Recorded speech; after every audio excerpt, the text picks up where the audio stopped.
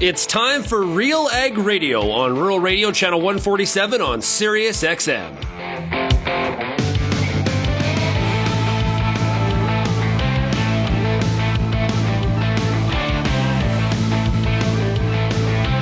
RealAg Radio and RealAgriculture.com is your home for insight and analysis of the issues that are impacting your farm business. Let's get real and get connected with RealAg Radio.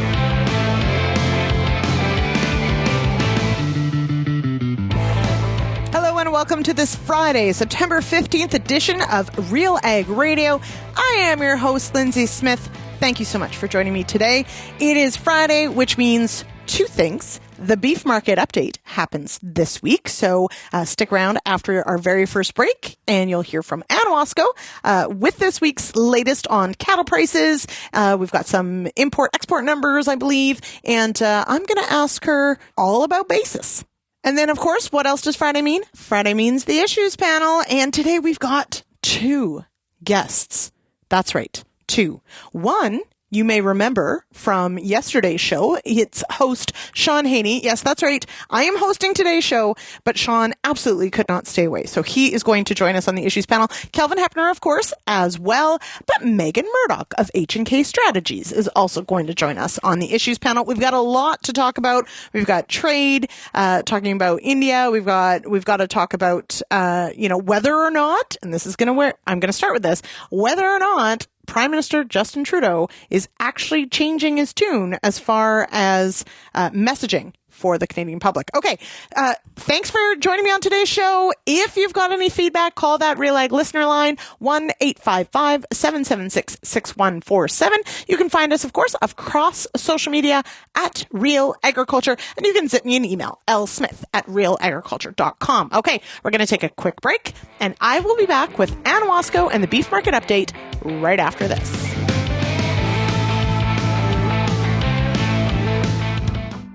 Does your N stabilizer contain an active ingredient load high enough to be agronomically effective? If not, it could be costing you time and money. If you're putting down a nitrogen stabilizer, put your trust in Koch Agronomic Services.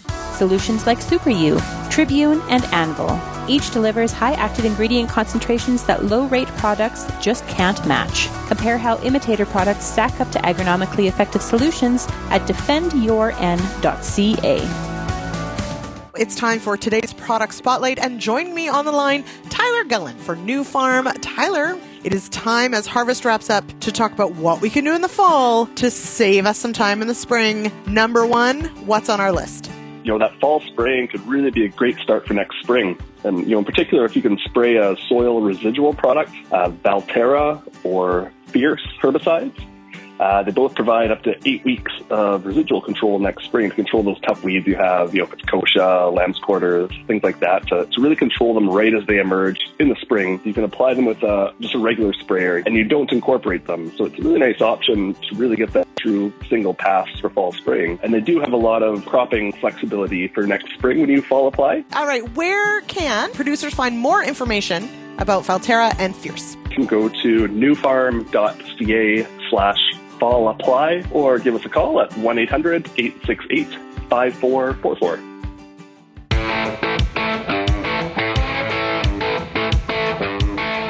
Welcome back to RealAg Radio here on this September 15th. It is Friday. I am your host, Lyndsey Smith, and this segment is brought to you by Alliance Seed and CDC Endure Oats. Top yields, excellent disease resistance, and the quality end users ask for all-in-one great oat variety. CDC Endure is available through Alliance Seed authorized dealers. It is time for the beef market update. All right, and of course, for the beef market update, there's no one else that we can go to except the one, the only Anne Wasko with the Gateway Livestock Exchange. Welcome here, Anne. Oh, thank you, Lyndsey. I think that might be a little over the top, but thank you. No, it's good to be here. Good to be here. I'm hosting. I get to do whatever I want. All right. We'll see how that works. Actually, in the next segment, Shaun's joining for the panel. So we'll see how that goes. He may have a difference of opinion on such things. Okay. But fun that we get to do this, 2 shows in a row, every 2 weeks here. So that's kind of fun. Yeah. All right. Okay. So catch us up. Price update. As always, let's start in the U.S. and work our way back home. Okay, well, sure. The U.S. actually so far pretty quiet, but live cattle contracts, if you've been watching the futures market in Chicago, new contract highs this week. It's had some ups and some downs, but certainly ending on some ups. So with that, I think the cattle feeder in the U.S. is certainly watching that very closely and saying, hey, have you checked out these futures markets lately? I'm gonna be looking for more money, and that really we haven't seen much trade. There's kind of a bit of a standoff, a little bit of trade in the north at 290, but again, like I say, I don't think enough to really call the market today. As we get through the rest of Friday, could still see more activity happen. So we'll keep our eyes out for that. The choice cutout did close down $5 from last week at that 306 on the choice. I don't think that's a big surprise. It typically takes until we get into the fourth quarter, until we get into October, to really see that cutout, start to show its colors for the holiday season. So I think we're still taking a pretty typical breather there. And bringing the markets back into Western Canada, I'll call the local dress trade 390. Gets kind of steady to $1 higher than last week, and a little bit of live trade at 233. So the market's feeling pretty solid. But having said all that, Lyndsey, we still in Western Canada have got a very weak basis. The market had seen a weak basis to start off 2023. Then it had kind of improved, and we got back to some nice levels as we got into May and June. But as we've gone through the rest of summer, and especially here in August and September, basis has kind of fallen on its nose. So, for example, this week's trade would kind of be about $18 100 under. August average was 16 under versus the 5-year average of $5 under. So a big difference. And even compared to 2022, August was -8. So yeah, it's been a struggle. Even though cattle prices are, quote, good and record high, these local markets are still well off the pace if you compare them to the U.S. on the fat cattle side. Okay. And so a stinky basis, so that's the point, right? That's the indication of where the difference is. But as you said, even, so average for this time of year, it's quite poor. What's the forecast sort of looking like as what it'll take to sort of turn that around?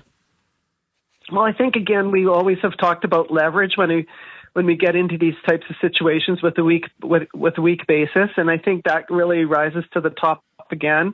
We've seen a lot of cows, especially in Western Canada, going to market. And so, that hook space has been divvied up between young cattle and cows more so this year because of the drought. And so I think that's been a factor in part of it.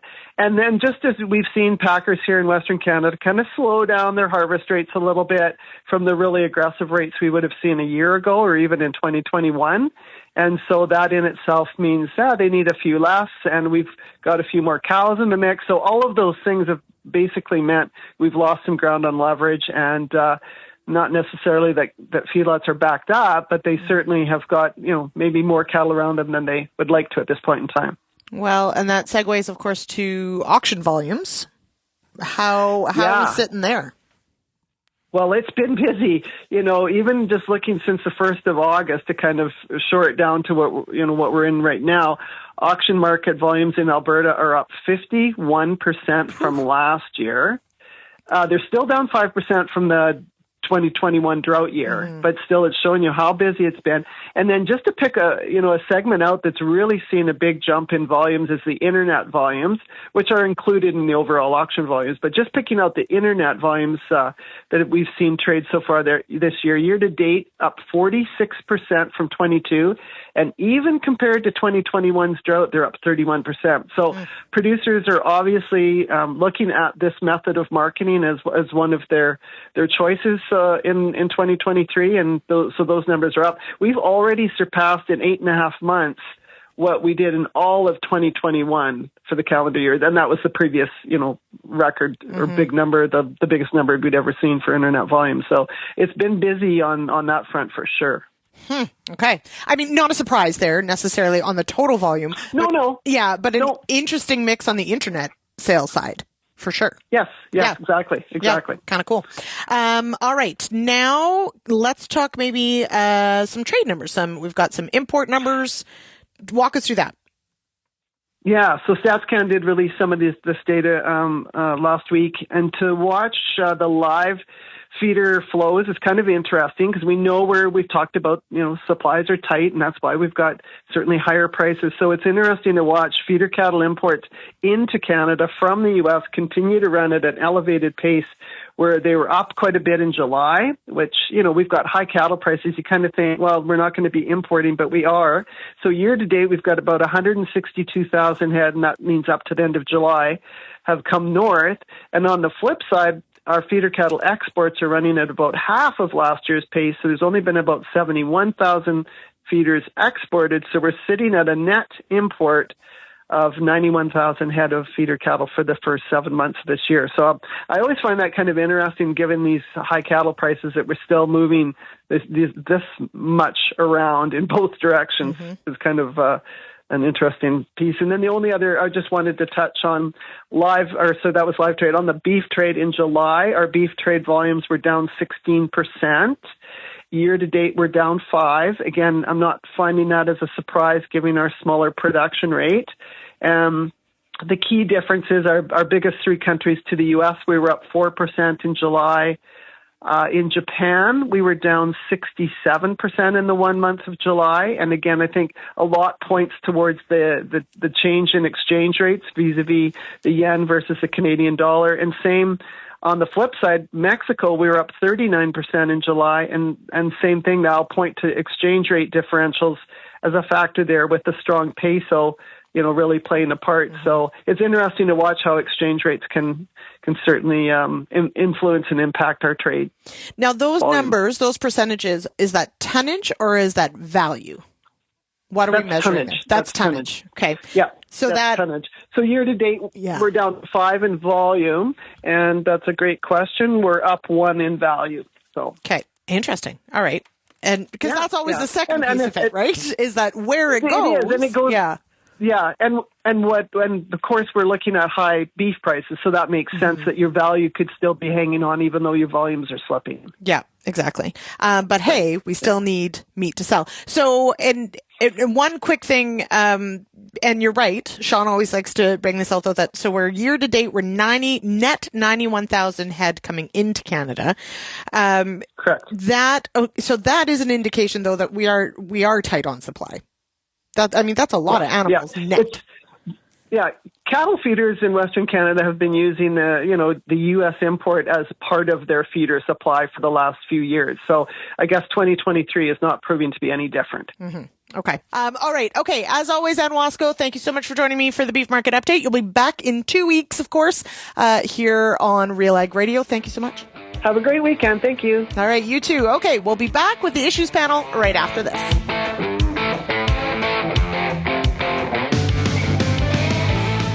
What's next for your fields? At Pioneer, delivering industry-leading genetics drives everything we do. From the scientists in the lab to our local teams with boots on the ground, we are determined to get there first. Developing top-performing products, proven in more growing conditions than ever before. Pioneer. What's next happens here. Visit pioneer.com/Canada to learn more. There's a reason we call it the Corn School. Videos on everything from planter setup, weed control, field trial results, yield strategies, and so much more. The Corn School on RealAgriculture.com has the information and advice you need to help you succeed. Brought to you by Pride Seeds and BASF, Corn School episodes are available at cornschool.com, from RealAgriculture.com, or as a podcast from your favorite streaming service. Download the latest podcast today. Looking for robust, reliable grain storage solutions? AGI leads the industry in quality, innovation, and offerings to protect your investment. Designed for exceptional cleanout, superior strength, and unbeatable versatility, you can rest easy knowing your grain is secure in an AGI West Steel bin. With 100 years of manufacturing experience, AGI West Steel bins will exceed your expectations for reliable storage. AGI West Steel. Long-term safe storage. Find AGI at your local dealer.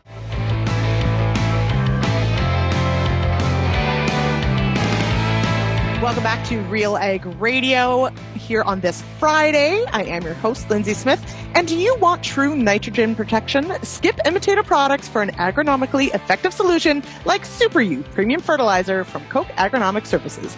Super U protects against all three forms of loss and is proven to boost yield potential. See how others stack up at defendyourn.ca. And Super U, I started with that one because today is a super day because I am hosting the issues panel.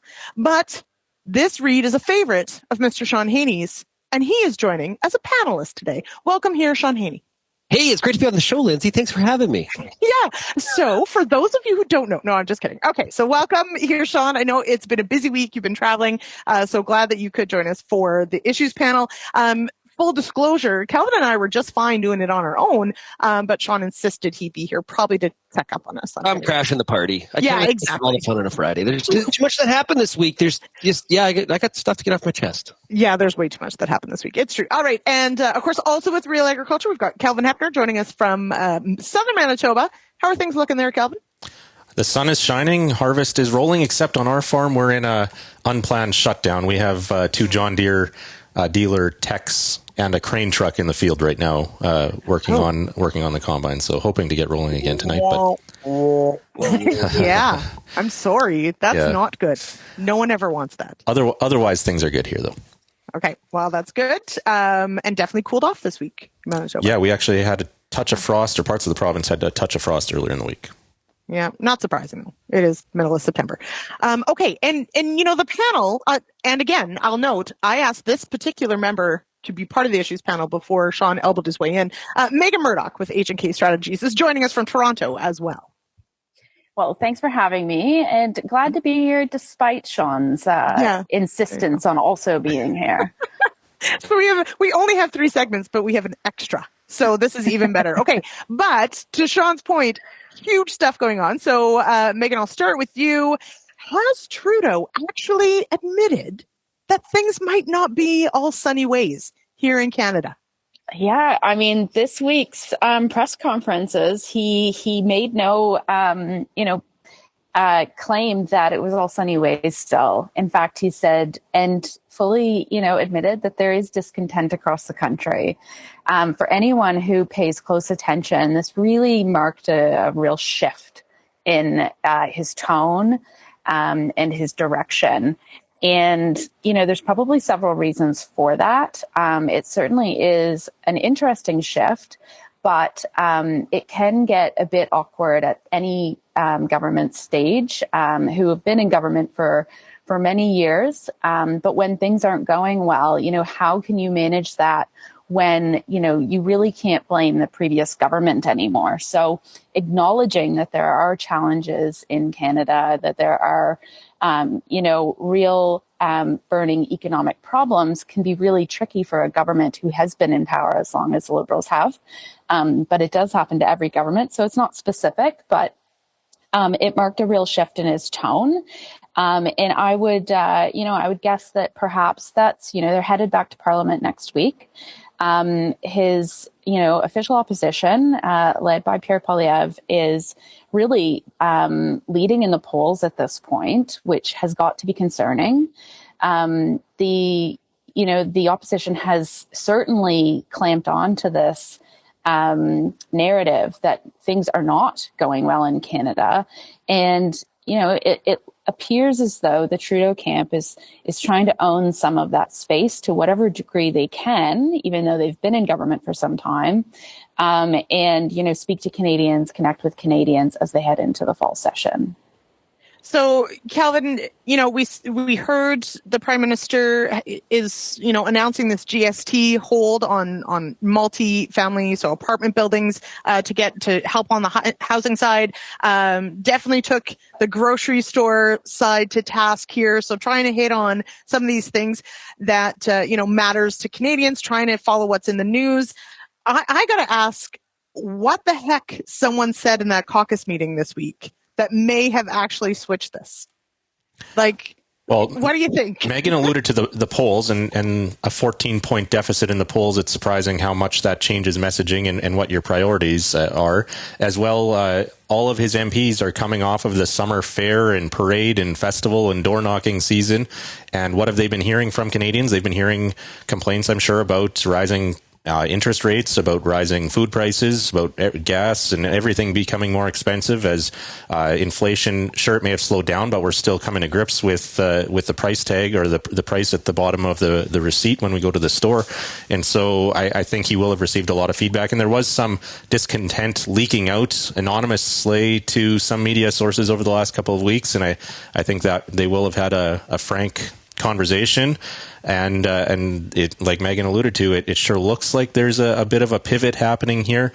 I'm not sure if any of this will really be super effective. A lot of it looks like messaging and maybe not actually rubber hitting the road in terms of action here. Bringing the grocery store chain leaders back to Ottawa for an immediate meeting to begin discussions towards holding reducing the rate at which food prices are rising. How much can they accomplish in terms of and they're talking about not ruling out the use of a tax on grocers if they aren't able to keep food costs from escalating. Well, what's that going to do? That's going to increase the cost of foods if grocers are just going to pass on that cost. So I don't quite understand the logic of that measure. They did announce a number of plan changes to the Competition Act as well yesterday. And these could potentially be relevant in our world of agriculture as they are looking at giving the Competition Bureau more power to compel companies to produce financial information, as well removing the efficiencies defense, which we need to talk to an expert on this, but I'm wondering if in the past in agriculture when it comes to mergers, one of the arguments in Canada, not all countries have this, but you can make the argument allowing a merger to go through based on it increases efficiency and customers will benefit from the increased efficiency of this merger. And I wonder if we look back at maybe some of the grain company mergers in past decades, whether this has been used. I'm not sure. It's something that we need to do some further research on, but there's potential impact here. We look at the current Viterra-Bunge merger that's currently under investigation by the Competition Bureau, so potentially relevant on that side of things. But it'd be right on brand though for us not to be concerned about efficiency. Like our productivity is low. Like why would we ever care about stuff like that? Okay, but efficiency, but a monopoly is always going to argue, is the company that holds a monopoly is always going to argue they're the most efficient, even though they can control prices. So the thing, going back to what Meagan was talking about, whether this government can actually distance themselves from the past 8 years and actually pivot here, I'm curious whether the talking points change going forward. This government, the ministers love to talk about, we've been paying attention to this and this is a high priority for us. And sure, inflation might be bad, but if you look at all the OECD numbers, Canada's actually only third. I don't actually know the numbers here, but Canada's only, we're doing better than Italy and we're doing better than Germany, and we're doing Italy's not the bar, everybody. And really, Argentina sure the heck isn't. Voters don't care where we're doing in the OECD or in the G7 or in the G20. Yeah. It's how it's impacting me and my family. That's what matters to voters. Yeah. So I'm curious whether their messaging reflects that going forward. I really wonder if they didn't come up with going back to the old well of food prices and the grocers. If that isn't, that's one of Jagmeet Singh's big passions. And I really wonder if that isn't sucking up the Jagmeet so that he doesn't step out, break this alliance, force an election where all of a sudden Jagmeet Singh is the official opposition. Jagmeet is really in the driver's seat here. Well, that's a big claim there, Shaun. Go ahead, Meagan. I would say we are 2 years out from an election, and that might seem like a long time, but it really is not. So changing, if they're going to pivot here, and certainly, I'm sure the caucus meeting had something to do with it, but we already saw the cabinet shuffle, and that was a big pivot where they really reinforced where their priorities lie, and that is reflective of the tension really amongst Canadians around housing and whatnot. But we saw that with the cabinet shuffle. They're headed back to Parliament. They've essentially got about a year to really lay some foundation for the next campaign. And I think at this point, Jagmeet will be looking for his window, because if he stays too cozied up to the government and continues to prop them up, he doesn't have much of a leg to stand on 2 years from now. So I think within the next parliamentary year, calendar year, the NDP has got to start separating themselves from the pack. Otherwise, the Liberals are just going to eat their lunch in 2025.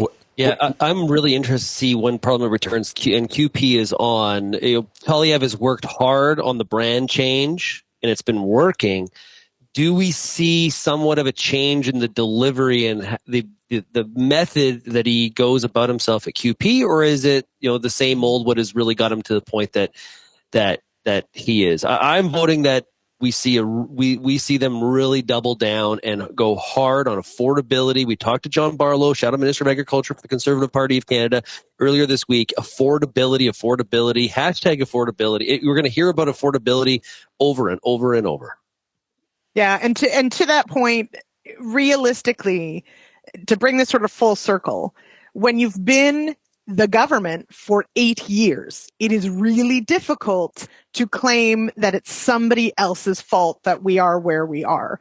And I mean, to Kelvin's point, yes, there are always external factors and there are, things outside of government's control, but it's going to take some very strategic messaging and very careful wording and buy-in from everyone to somehow turn where we're at into not their fault, and that we're all supposed to trust them to turn it around. So a lot of things at play here. Go ahead. Or a leadership change. Not a pump and dump. Go ahead. A leadership change. Well, Kelvin. There's got to be a signal sent to Canadians that there's a reset happening here, that this isn't that this pivot is for real and that they're changing Canadians direction. Or caucus? Well, both. Canadians, I think. Sean? Well, I would just say there's 2 years, but Poilievre's got to be also careful here that he's, in the stock trading world, there's a phrase pump and dump. His stock has really gone up. He has to make sure that, they don't blow this lead and things are, 2 years is not a long time, Meagan, but it also is a long time. Yeah. And there's going to be more of him under the microscope. Yeah. Can't peak too early. If Trudeau was a conservative, and history shows this, they would have dumped Trudeau by now. Right? But the Liberals don't seem to have the fortitude to do that to the brand of Trudeau, at least to this point. So that I think watch that very, very closely, as Kelvin said. Mm-hmm. It does make me think of the Paul Martin era, right? Like it's going to take a lot to push a Chrétien or a Trudeau out, I think, at this point. Absolutely. Okay, we've got to let's hold it there. We were going to talk about two different things. We didn't. It's fine. But we've still got a couple segments to come, so that's fine. Let's take a quick break, and we'll be back with more of the Real Ag Issues panel right after this.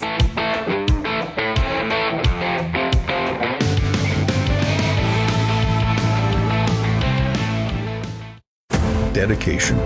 Watching the sunset over your crop is one of life's simple pleasures. The anticipation of it all. We know that feeling. Introducing our new Airflex NXT, our best honeybee header yet with the closest cut ever.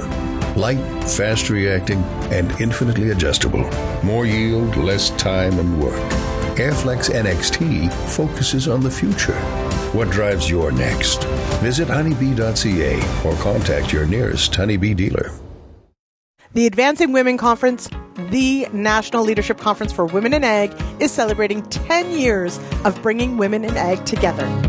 Whether you're a producer, student, entrepreneur, representative of grower association, or corporate agribusiness, invest in yourself in Niagara Falls on November 19th, 20th, and 21st. Visit advancingwomenconference.ca for more information and to register.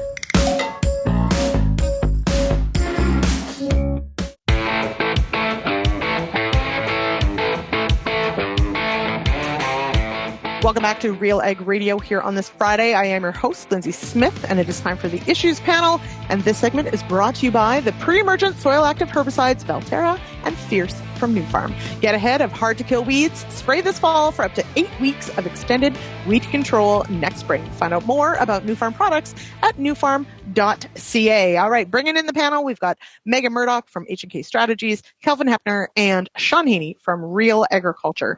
All righty, let's talk trade.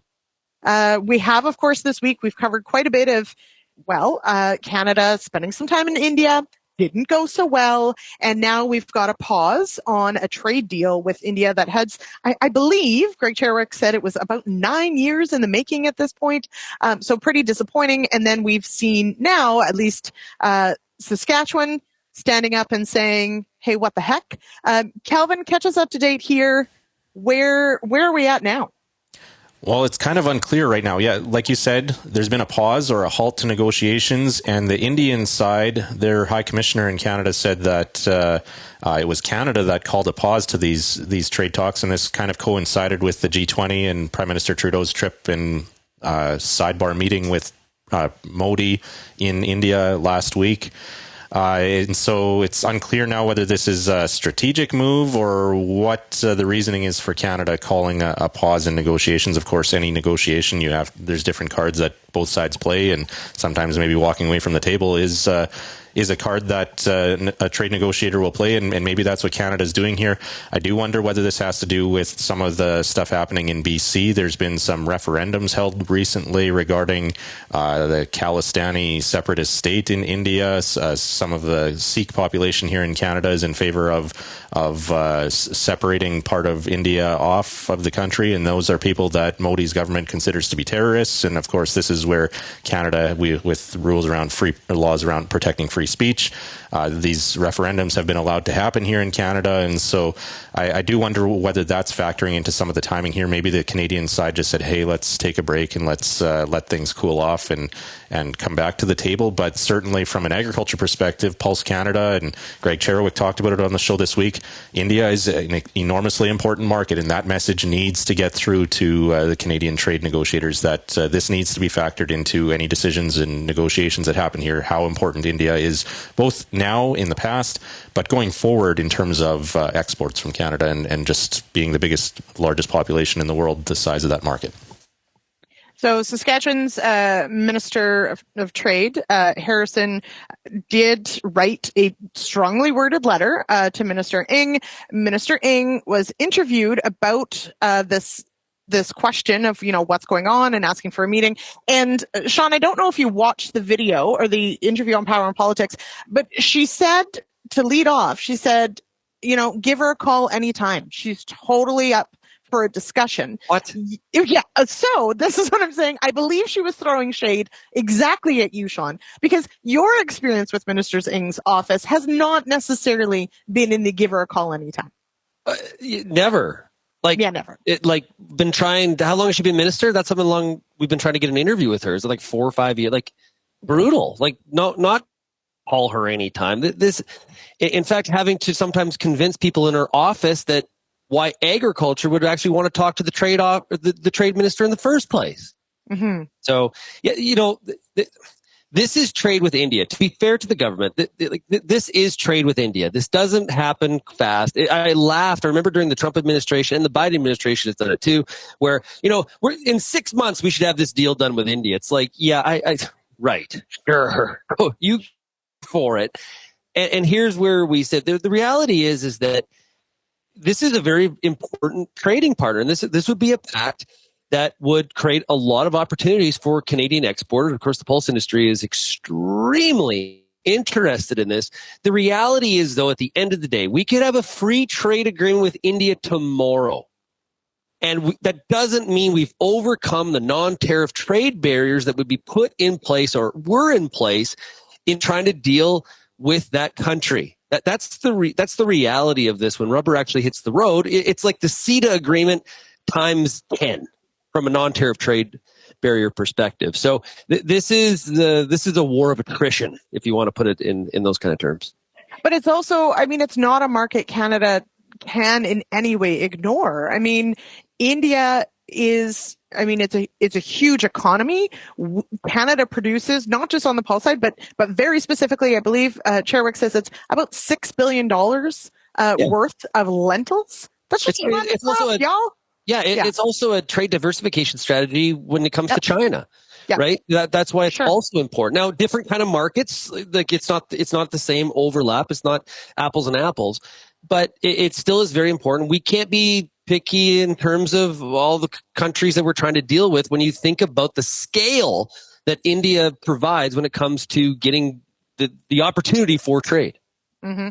And I will say that certainly, watching that interview with Minister Ng, and knowing, sort of our background, that I really do struggle to sort of believe that agriculture trade especially ranks as high as it probably should on the awareness list of some of our ministers, our Minister of Trade included. Okay, sticking with the trade file, Meagan, unless you've got something to add on that one.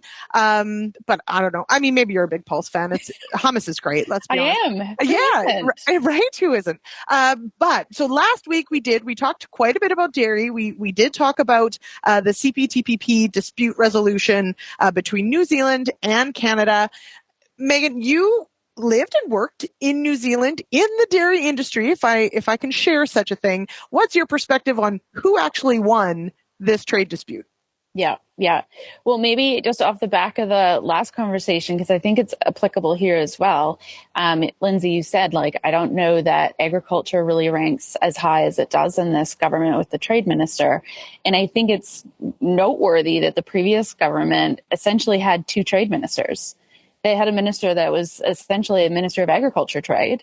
And then another minister, Ed Fast carried trade for almost any other industry, while Jerry Ritz carried trade for agriculture. And it was really kind of a two trade minister kind of approach because it was so significant. And certainly Jerry went to India many times throughout his tenure. And it speaks to kind of the complexity of that market and that government as well. And I think, Kelvin, your point about, having an agreement will not solve everything because or Shaun, the non-tariff trade barriers, he was dealing with non-tariff trade barriers there at the time that still continue to this day over, phytosanitary protocols around pulses. It won't solve it, but it's critical to have it there because then you have an ability to argue when things don't go well, right? And that's what we're seeing around the CPTPP.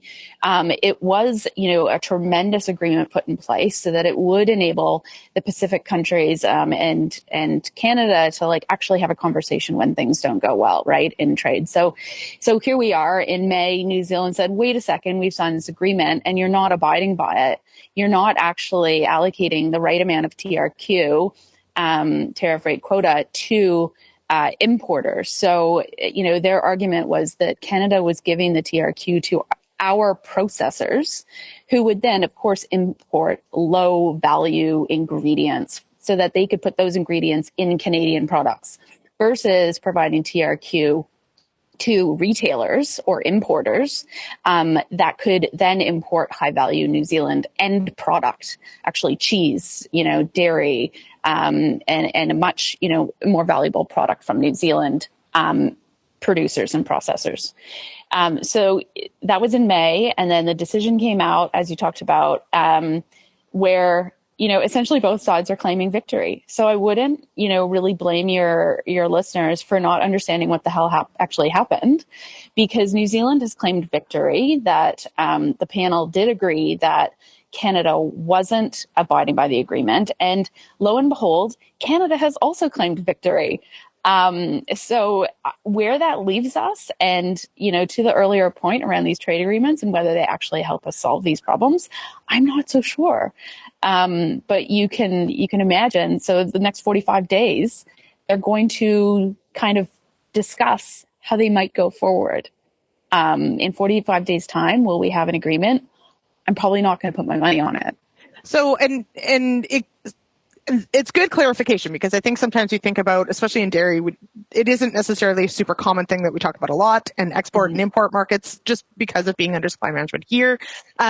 But this is essentially the same tact that Canada has taken with the CUSMA deal, or USMCA, in that they are allocating these TRQs, but not necessarily opening it up to importers. And so Canada's victory was that they essentially were told, yes, you can set the policy of how you do this, but that they're setting it wrong. So I'm not sure. So Meagan, in your opinion, do we really see real concrete access to the Canadian dairy industry after this to actually settle this dispute? Will we see more New Zealand product in Canada?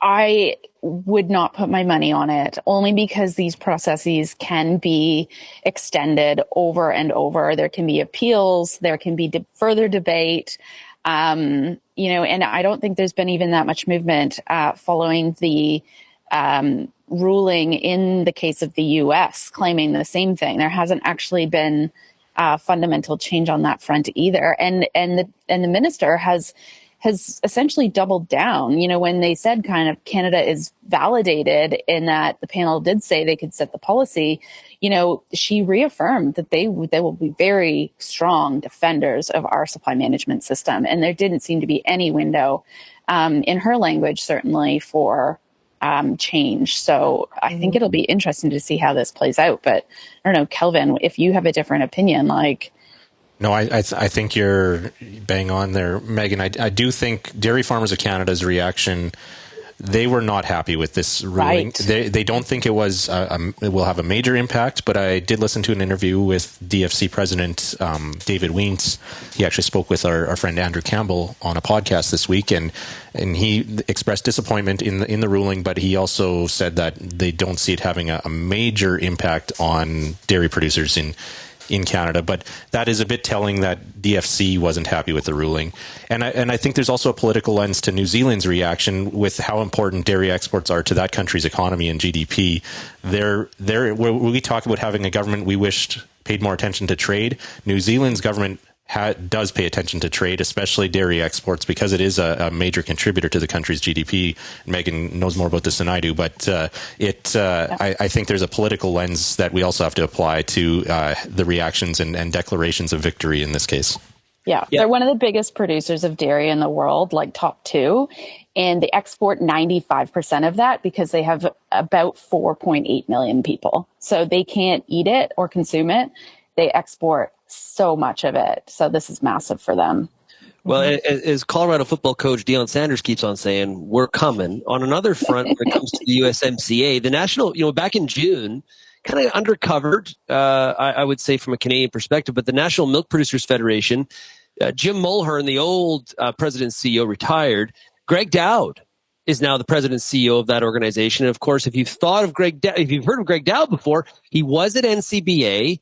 I can remember interviewing him back in 2010, but more recently, he was the chief ag negotiator for USTR Robert Lighthizer under the Trump administration. He was one of the leads on negotiating that Phase 1 agreement, very familiar with the USMCA, and he's now working for one of the largest representatives of the dairy industry in the U.S. So Canada really is getting this on all fronts, and at some point, there's going to be some sort of a change and a different reality.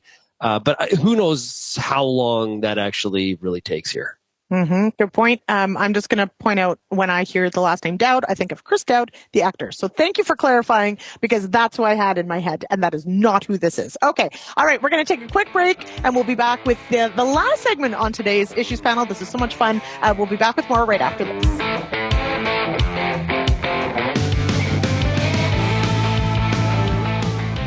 At Brett Young, we focus on what's real. It's how we became Canada's largest independent seed company. That's why we're asking a real farmer, what do you think of BY6217TF, Brett Young's TrueFlex Canola Hybrid? What's that?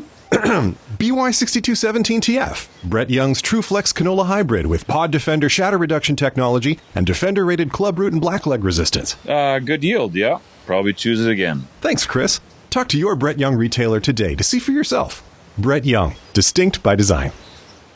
Introducing the all-new Xerion 12 Series tractor by Kloss. Redesigned from the ground up to redefine the high-capacity four-wheel drive market. With 653 max horsepower, industry-leading hydraulic flow, a silky smooth CVT, a powerful TerraTrack undercarriage, and a quiet, comfortable cab with 20% more legroom. More than just power.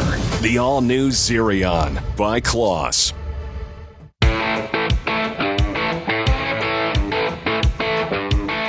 Welcome back to Real Ag Radio here on this Friday. Yes, it is time for the Issues panel. But first, low-rate NBET solutions claim to protect nitrogen, but no imitator product delivers like Anvol nitrogen stabilizer. The next-gen urease inhibitor from Koch Agronomic Services. See how others stack up to the proven power for Anvol at Defend Your N. RealAgRadio.ca. All right, Meagan, Murdoch, Kelvin Heppner, Shaun Haney joining me here on the issues panel. We've got a few things left on the list to cover, but quickly, Kelvin, during the break you did mention there is a meeting happening today that we should probably, it does relate to our last conversation, and we will be paying attention to what happens there. Yeah, just to bring it full circle, Saskatchewan Trade Minister Jeremy Harrison, we talked about the letter he sent to Minister Ng. Their trade ministers from across Canada, provincial, federal, and territorial, are actually meeting today in Ottawa. We often talk about the agriculture FPT meeting that takes place usually in July somewhere in Canada. Today is the trade ministers FPT meeting. It's taking place today, and I'm assuming the minister from Saskatchewan will be bringing up trade talks with India in that meeting today. Couple hours to sort everything out. It's a little different than the agriculture one. Okay. Shaun, I'm going to start with you on this one because I know that, so a little, pulling back the curtain here, our team is constantly sending links and story leads and tweets and things to each other and it's how we come up with all sorts of different things and fascinating conversations. Shaun, you shared a link to a story, not that long ago, but we haven't had a chance to talk about it. And the headline is this: Canadians are increasingly placing less importance on work. And this is a study that has come out. What is in this study and how appalled are you? Very concerned. The study was done by the Policy Institute at King's College London. It was carried out over as a part of the World Values Survey. It's one of the largest and biggest used academic social surveys in the world. They've apparently been doing this for 40 years. Okay. And Canada does not show well. So in Canada, we have, in the context of the world, we have a productivity problem already. And I disagree with one of the experts in this story saying that all of this data doesn't show that, doesn't lead to bad productivity. It just means Canadians are more concerned or more view work-life balance as being more important. But there's also this other side of the equation. It's called paying the bills, which I'm not quite sure Canadians are that concerned about, especially when we have an affordability crisis. So nearly 45% of Canadians said work. So this is back in 2000. This is how things have changed, okay? In 2000, 45% of Canadians said work would always come first, even if it meant less spare time. 20 years later, that number's cut in half. It's only 19% now. Japan was the only country less likely than Canada to agree that work should always come first, with just 10%. So, and then when it comes to importance, when it comes to work being important to society, we're second last, only ahead of Russia. What? It's clearly there is, and I maybe I'm going from A to Z, but this is what happens when people believe the government is going to take care of them. I think this is scathing when it comes to how Canadians view the equation of work, money, pay for stuff, and live an independent life. Meagan, now this is, the timing of it is interesting. And also when Shaun said from 2000 and then 20 years later, I was like, what? How is that? But it's true. The year 2000 was 23 years ago. But to that point of, hey, the government's going to take care of me.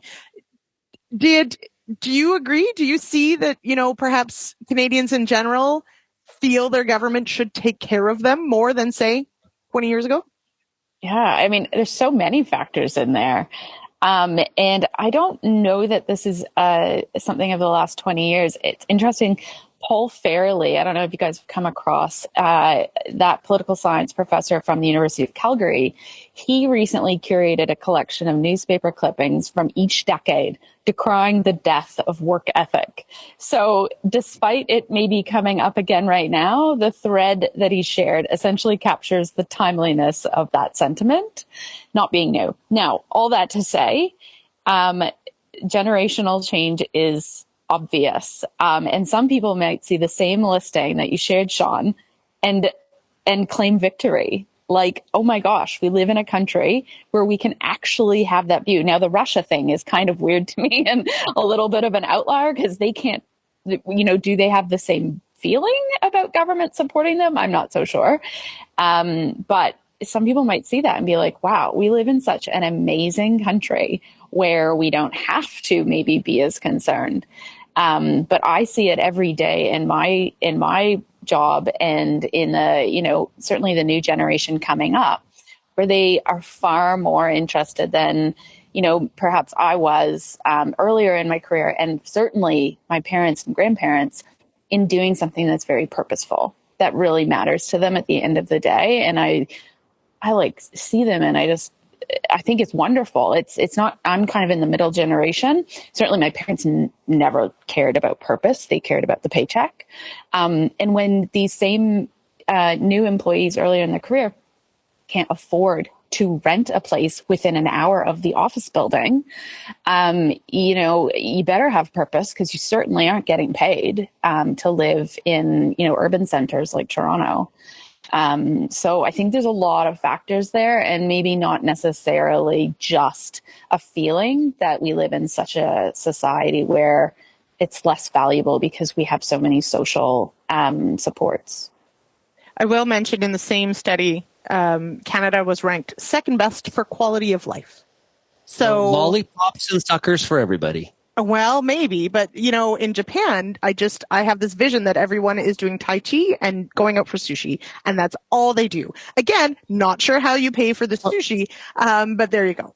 Canada ranked third from the bottom when respondents were asked if work is very important to their lives. Clearly, like Meagan said, there is a gap here in our country in terms of this emotional connection to what people are doing on a daily basis. Like you can focus on your passions. Those are also called hobbies.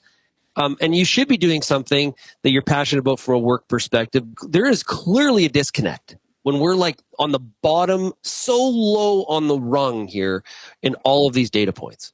Kelvin, do you think part of this though is that, and especially when I think about the pandemic and how much that has shifted work and work life, and how that are we missing meaningful jobs? Do we not value perhaps some of these jobs as well that people could sort of put it higher on the list of priorities?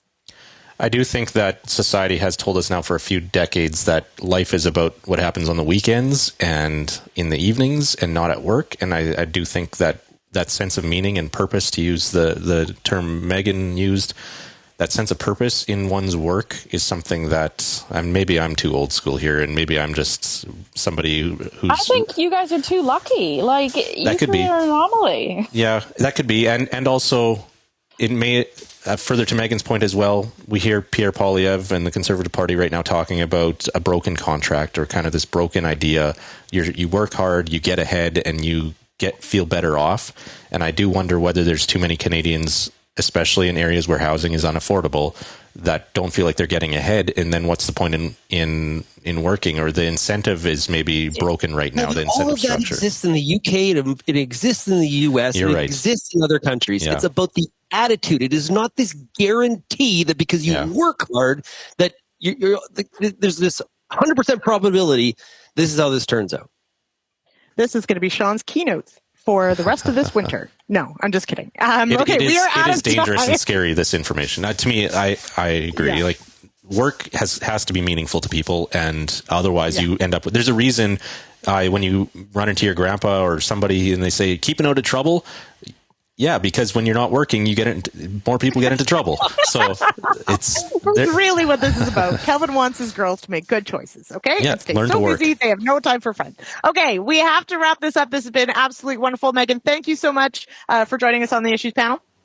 Thank you. See you guys later. All right, Kelvin, have a wonderful weekend. Thank you. You too. All right, and Shaun, you can have your show back on Monday. Well, maybe not. Who knows? All right. And thanks everyone out there for listening. I am Lyndsey Smith. I have been your host. This has been wonderful. We'll talk to you on Tuesday for Tuesdays with Lyndsey here on RealAg Radio.